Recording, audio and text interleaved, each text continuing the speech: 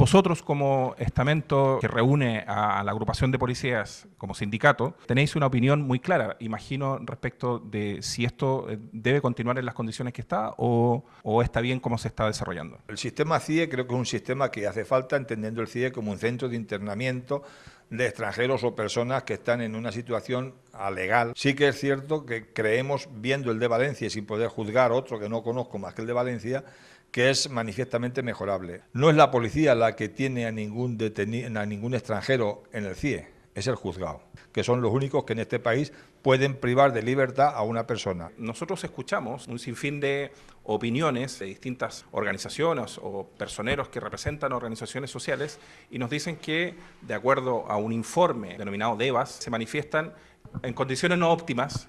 Vamos a ver, la situación en la que se encuentran las personas que están dentro de los CIEs, las que están ingresadas en los CIEs, no creo que sea todo lo buena que debería de ser. Yo no me gustaría encontrarme en esa situación. Aquí en el CIE de Valencia se han abierto más de 20 informaciones y todas han dado como resultado falsa denuncia, no se ajusta a la realidad, no es cierto. Me gustaría que a ustedes les permitieran hacer unas grabaciones dentro del centro, que un policía está preparado para patrullar, para detener a los delincuentes, para intervenir en problemas de riesgo o actuar en un atraco, pero no se nos preparó nunca para atender a unas personas que están internas en un centro, posiblemente tendrían que ser a lo mejor funcionarios de prisiones los que estuviesen ahí. Si no es una prisión y se llama de otra manera, es igual. ¿Los centros tendrían que mejorar? Sí.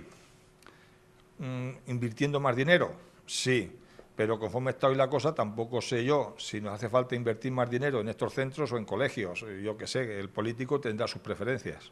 Yo creo que debería de estar mejor condicionado y yo creo que debería de haber personal preparado para atender las necesidades de los internos dentro del CIE. Casi todos los que hay internos tienen antecedentes penales. Señalar la diferencia entre un delincuente y un detenido en un CIE. Entiendo que no es la misma condición. Hay una persona que vino a España a poder caminar, a poder sacar con más solvencia su vida, a su familia para adelante, y otro que vino a España a vivir de la facilidad que hay en España de delinquir y no ser condenado, cosa que ocurre muy pocas veces en otros países con tanta facilidad como aquí.